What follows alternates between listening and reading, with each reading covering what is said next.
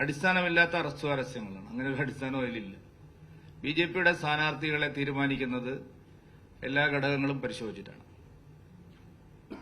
BJP സ്ഥാനാർത്ഥികളെ തീരുമാനിക്കാൻ കൃത്യമായിട്ടുള്ള ഒരു സംവിധാനമുണ്ട്. ആ സംവിധാനങ്ങളെല്ലാം എല്ലാ മണ്ഡലങ്ങളിലും പ്രവർത്തിച്ചതിന് ശേഷമാണ്, ശരിയായ പരിശോധനകൾ നടത്തിയതിനു ശേഷമാണ് എല്ലാ മണ്ഡലങ്ങളിലെയും സ്ഥാനാർത്ഥികളെ തീരുമാനിച്ചത്. അസ്വാരസ്യങ്ങൾക്കോ അസ്വസ്ഥതകൾക്കോ ഒരു പ്രസക്തിയുമില്ല.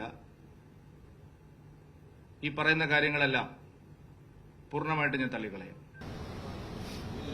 അനിൽ ആന്റണിയുടെ സ്ഥാനാർത്ഥിയുടെ ജില്ലാ നേതാക്കൾ ഫേസ്ബുക്ക് പോസ്റ്റ് ഇടുകയും അച്ചടക്ക നടപടിയൊക്കെ സ്വീകരിക്കുകയും ആണല്ലോ. അച്ചടക്ക നടപടി, കർശനമായ അച്ചടക്ക നടപടി സ്വീകരിക്കും. കർശനമായിട്ടുള്ള അച്ചടക്ക നടപടി എടുക്കും. ഫേസ്ബുക്കിലൂടെ എന്തെങ്കിലും വിളിച്ചു പറയുന്നവൻ ഒരു പാർട്ടി സ്ഥാനത്തും ഉണ്ടാവില്ല. ഇത് വേറെ പാർട്ടി പോലെയല്ലെന്ന്. ബിജെപി സിപിഎമ്മിനെ പോലെയും കോൺഗ്രസിനെ പോലെയും അല്ല. കാര്യങ്ങൾ ശരിയായി നടത്തിക്കൊണ്ടുപോകുന്ന പാർട്ടിയാണ്.